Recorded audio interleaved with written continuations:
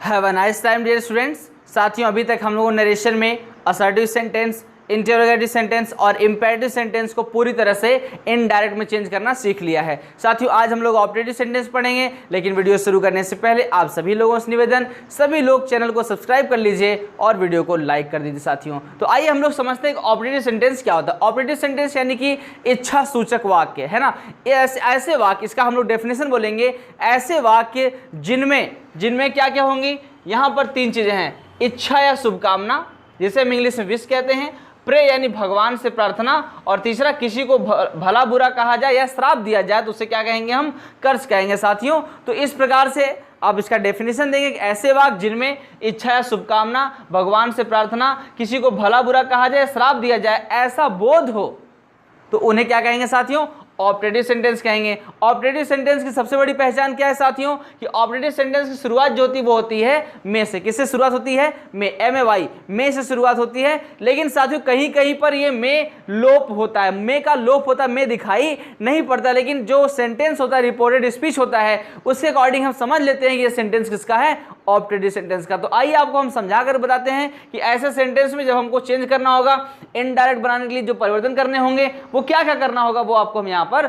समझा देते हैं। तो आइए साथियों सबसे पहले हम समझ लेते हैं कि कभी भी अगर आपको विश वाला सेंटेंस मिल जाए, यानी ऐसे वाक्य मिले जिनमें इच्छा या शुभकामना प्रकट किया जाए, तो रिपोर्टिंग वर्ब को चेंज करेंगे हम साथियों विश्ड में। किस में चेंज करेंगे, रिपोर्टिंग वर्ब को विश्ड में चेंज करेंगे। अगर भगवान से प्रार्थना किया जाए, यानी कि अगर सेंटेंस में कहीं मे के साथ गॉड लगा हुआ या गॉड से ही सेंटेंस की शुरुआत हो रही है, तो उसके रिपोर्टिंग वर्ब को किस में चेंज करेंगे, प्रेड में चेंज करेंगे। और किसी को भला बुरा कहा जाए किसी स्टेटमेंट के द्वारा, या किसी को श्राप दिया जाए, तो साथियों उसके लिए रिपोर्टिंग वर्ब को किस में चेंज करेंगे, कर्स्ड में चेंज करेंगे। तो 3 पॉइंट इस प्रकार से हो गया। रिपोर्टिंग वर्ब को भाव के अनुसार निम्न प्रकार से चेंज करेंगे। कैसे कैसे, अगर इच्छा या शुभकामना का भाव होगा तो विश्ड में बदलेंगे, भगवान से प्रार्थना का भाव होगा तो प्रेड में बदलेंगे, और किसी को भला बुरा कहा जाए या किसी को श्राप देने का बोध हो तो रिपोर्टिंग वर्ब को कर्स्ड में बदलेंगे। इतना आप लोग अपनी कॉपी में लिख लीजिए। इसके बाद अगला नियम है साथियों, कॉन्जंक्शन दैट का प्रयोग करते हैं इसमें, यानी कॉन्जंक्शन दैट का प्रयोग करेंगे। और अगला नियम है, ऑब्जेक्ट या लिसनर को नहीं लिखा जाता है। ऑब्जेक्ट या लिसनर जो आपका होता है उसे क्यों नहीं लिखा जाता, इसलिए नहीं लिखा जाता साथियों क्योंकि मे गॉड ब्लेस यू, इसमें आपके लिए जैसे इंपेरेटिव सेंटेंस में यू का लोप होता है वो दिखता नहीं है, उसी प्रकार से ऑपरेटिव सेंटेंस में क्या होता है, कभी कभी यू दिखाई नहीं पड़ता, या जो हमारा लिसनर होता है उसी से हम बात करते हैं तो उसको हम संबोधित कर दिए होते हैं रिपोर्टेड स्पीच में, इसलिए यहाँ पर ऑब्जेक्ट लिखने की जरूरत नहीं है। आइए हम आपको एग्जाम्पल के माध्यम से समझाते हैं कि ये जो बातें लिखी गई हैं इनको कैसे आप समझेंगे। तो आइए आपको समझाते हैं। He said to me, उसने मुझसे कहा, may you live long, आप दीर्घायु हो। उसने मुझसे क्या कहा, लिव लॉन्ग, भैया तुम दीर्घायु हो। देखो मुझसे ही कहा गया है और क्या कहा गया कि तुम दीर्घायु, यानी मी और यू क्या है यहाँ पर सेम टू सेम है, इसलिए यहाँ पर साथियों जब हम लोग इसका इनडायरेक्ट बनाएंगे तो इसको हम यहाँ से टू मी को हटा देंगे, क्योंकि यहाँ टू मी के लिए क्या आया हुआ है, यू आया हुआ है। तो यू के अकॉर्डिंग हम जो भी होगा, जो भी मी के अकॉर्डिंग होगा वहाँ पर हम इसको चेंज करेंगे, लेकिन यहाँ पर ऑब्जेक्ट लिखने की कोई जरूरत नहीं है। देखिए इसमें इच्छा प्रकट किया जा रहा है, शुभकामना प्रकट किया जा रहा है, मे यू लिव लॉन्ग, आप दीर्घायु हो, तो इच्छा, मन की इच्छा प्रकट हो रही, शुभकामना दिया जा रहा है, उसको शुभाशीष दिया जा रहा है। तो इसके लिए क्या करेंगे, तो यहाँ पर रिपोर्टिंग वर्ब को विश्ड में चेंज करेंगे, लिसनर को हटा देंगे, दैट लगाएंगे, कॉन्जंक्शन दैट लगाएंगे।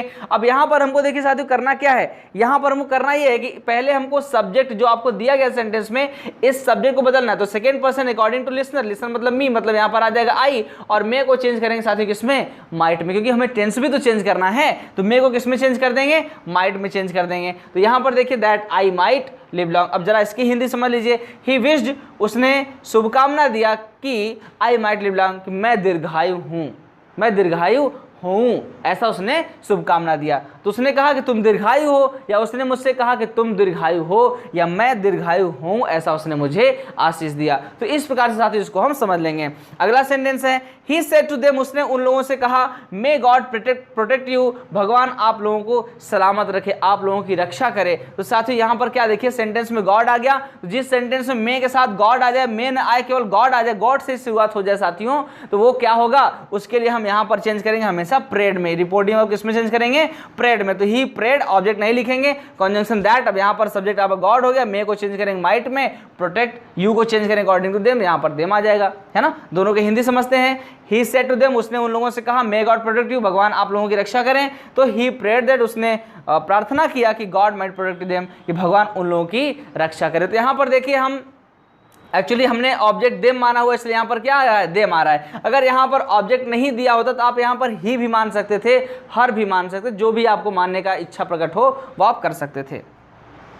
अगला सेंटेंस साथियों, द सेंट सेड। अब देखिए यहाँ पर ना तो ऑब्जेक्ट मैंने दिया यानी कि लिसनर भी नहीं दिया है, और यहाँ पर मे भी नहीं लगाया, सीधा बोल दिया गो टू हेल, भाड़ में जाओ, नर्क में जाओ, है ना। तो साथियों ऐसे वाक्यों के लिए क्या करेंगे, ऐसे वाक्यों में मे तो नहीं दिख रहा है, लेकिन निश्चित रूप से जब इसका हम इनडायरेक्ट बनाएंगे, यहाँ पर मे छिपा हुआ साथियों, उसको हम माइट में जरूर बदलेंगे, इस बात का ध्यान रखना है। तो जब इसको चेंज करेंगे द सेंट कर्स, अब यहाँ पर क्या करा है, नर्क में जाओ, मतलब ये क्या किया जा रहा है, ये किसी को भला बुरा कहा जा रहा है ना, ये श्राप दिया जा रहा है ना, तो उसके लिए क्या करेंगे हम लोग, कर्स में यूज करेंगे, कर्स का यूज करेंगे, the saint cursed conjunction that लगाएंगे। अब यहाँ पर देखो हमने ऑब्जेक्ट में हिम माना हुआ तो यहाँ पर ही आएगा, हर मानते तो सी आता, देव मानते तो यहाँ पर दे आ जाता। तो साथ ही जो भी आपको ऑब्जेक्ट मानना उसी अकॉर्डिंग यहाँ पर क्या करेंगे, सब्जेक्ट लिखेंगे। तो हमने यहाँ पर हिम माना हुआ तो यहाँ पर ही लिख दिया, that he might go to hell. यहाँ से माई को हमने मे को हमने क्या किया, माइट में चेंज कर दिया। तो इस प्रकार से साथियों हम लोग ऑप्टेटिव सेंटेंस का पहला पार्ट खत्म करते हैं। इसको समझ लीजिए, अगर कोई बात नहीं समझ आती तो कमेंट करके हमको बता दीजिए, हम नेक्स्ट क्लास में आपको डाउट क्लास लेकर के उसको खत्म कर देंगे, समझा देंगे,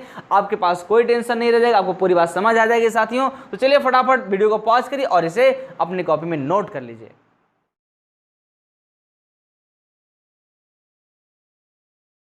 तो चलिए साथी हम लोग आगे देख लेते हैं। आगे आपको बताएंगे साथियों कि ऑप्टेटिव सेंटेंस में अगली पॉइंट क्या है। अगली 2 पॉइंट और है साथियों, जिसमें पहला पॉइंट है मिलकर अभिवादन करने पर जो शब्द बोले जाते हैं, जो सेंटेंस बोला जाता है या जो विदा होते समय बोला जाता है साथियों, ऐसे विश के लिए, ऐसे अभिवादन के शब्दों के लिए हम क्या परिवर्तन करेंगे वो आपको हम यहाँ पर समझा देते हैं। तो आइए पहले समझ लेते हैं कि अभिवादन करने वाले शब्द, जो मिलकर बोले जाने वाले अभिवादन वाले शब्द होंगे वो क्या क्या होंगे।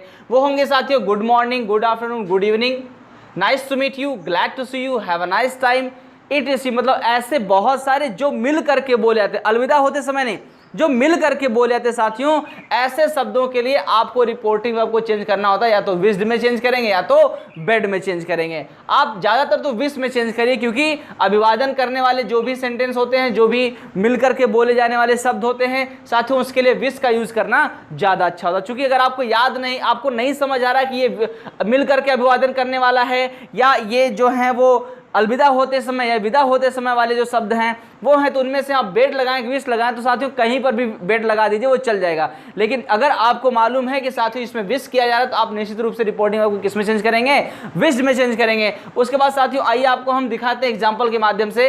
ही सेड गुड मॉर्निंग राज, उसने राज से कहा गुड मॉर्निंग। देखिए वोकेटिव केस में आ गया, तो क्या करना होता है वोकेटिव केस में, तो वोकेटिव केस को साथियों बनाते हैं हम ऑब्जेक्ट, क्या बनाते हैं, ऑब्जेक्ट बनाते हैं।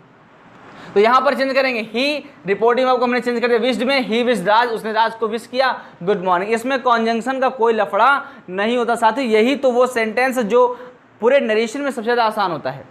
नरेशन में सबसे ज़्यादा आसान यही सेंटेंस है, इसमें कॉन्जंक्शन और तमाम बहुत सारी चीज़ों से छुटकारा मिल जाता है। तो इस प्रकार से कर लेंगे साथियों, या इसी सेंटेंस इस प्रकार से भी करेंगे, he wished good morning to Raj. हम वोकेटिव केस को टू लगा करके भी लिख सकते हैं। इसके बाद साथियों अगला sentence, she said good evening ma'am, उसने मैम से कहा कि गुड इवनिंग। तो भैया यहाँ पर देखो हमने क्या करना है, रिपोर्टिंग वर्ब को चेंज करना विश्ड में। अब यहाँ पर देखिए हमने मैम को क्या कर दिया, यहाँ पर हर मैम कर दिया। क्यों, क्योंकि वो अपने ही मैम से बात करेगी। तो साथियों जो आपका स्पीकर होगा उसी के पर्सन जेंडर के अकॉर्डिंग हम क्या करते हैं, यहाँ पर एक प्रोनाउन लेते हैं उसके लिए जो हमारा ऑब्जेक्टिव के, जो यहाँ पर हमको लिसनर के रूप में दिया रहता है। यहाँ पर लिसनर के रूप में कौन दिया है, मैम दिया हुआ, तो यहाँ पर क्या कर दिए, हर मैम कर दिए। अब यहाँ पर सर होता तो हर सर हो जाता, लेकिन यहाँ पर लड़का होता साथियों, अगर ही सेड होता तो यहाँ पर हिज मैम हो जाता।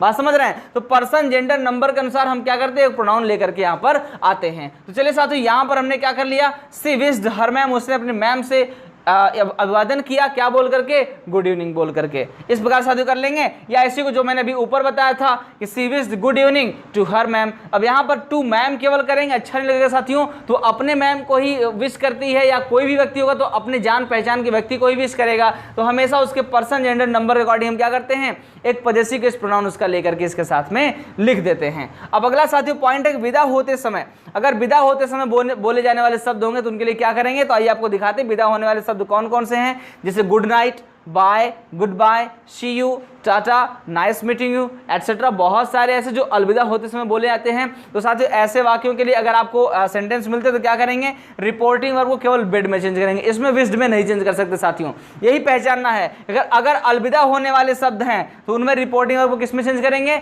बेड में चेंज करेंगे। यहाँ पर विश के स्थान पर आप बेड लिख सकते हो, लेकिन बेड वाले में आप केवल बेड का यूज करेंगे, विश का यूज नहीं कर सकते। तो आइए एग्जाम्पल के माध्यम से समझते हैं। Raju said good bye, Raju ने कहा गुड बाय। अब इसमें क्या करना है, राजू बेड, आपको रिपोर्टिंग ऑफ चेंज करना है बेड में, बाकी इसमें कोई ऑब्जेक्ट है नहीं तो गुड बाय सीधा लिख करके खत्म कर देंगे। और उसके बाद साथियों एक सेंटेंस मैंने आपको दिया है, सी सेड, उसने कहा गुड नाइट मदर, मम्मी शुभ रात्रि। तो साथियों ऐसा जैसे अभी आपने यहां पर किया हुआ है उसी प्रकार से इसको भी करना है। आप इसे कमेंट में हमको कमेंट करके बताएंगे साथियों कि इसका आखिर आपने इनडायरेक्ट नरेशन क्या बनाया है। तो चलिए वीडियो को पॉज करिए और फटाफट इसको नोट कर लीजिए अपनी कॉपी में। तो साथियों ऑपरेटिव सेंटेंस होता है समाप्त, यहां पर हमारा कार्य भी होता है समाप्त, लेकिन आपका कार्य होता है शुरू। साथियों करना क्या है, इसको लिखना है, समझना है, दोहराना है, ग्रामर की बुक लेनी है, उसके एक्सरसाइज को सॉल्व करना है। जो क्वेश्चन का आंसर नहीं आ रहा आप हमसे व्हाट्सएप पे भी कनेक्ट हो सकते हैं, अगर आप कहेंगे तो व्हाट्सएप नंबर दे दिया जाएगा, आप हमसे कनेक्ट हो सकते हैं, अपने सवालों को मुझे भेज करके जवाब प्राप्त कर सकते हैं साथियों। या आप यूट्यूब पर ही कमेंट कर सकते हैं, आप कमेंट कर दीजिए, हम आपको कमेंट में भी रिप्लाई कर देंगे साथियों। तो चलिए क्या करना है, आपको चैनल को सब्सक्राइब कर लेना है, वीडियो को लाइक कर देना है, ज्ञान बांटते रहिए, इस वीडियो को बांटते रहिए सभी के पास, उन लोगों तक जो ग्रामर सीखना चाहते हैं, जो ग्रामेटिकली करेक्ट बोलना चाहते हैं, जो इंग्लिश स्पीकिंग सीखना चाहते हैं साथियों, उन सभी तक इस वीडियो को बांटिए, शेयर कीजिए, ज्ञान बांटते रहिए, क्योंकि ज्ञान बांटने से ही बढ़ता है। जय हिंद, जय भारत।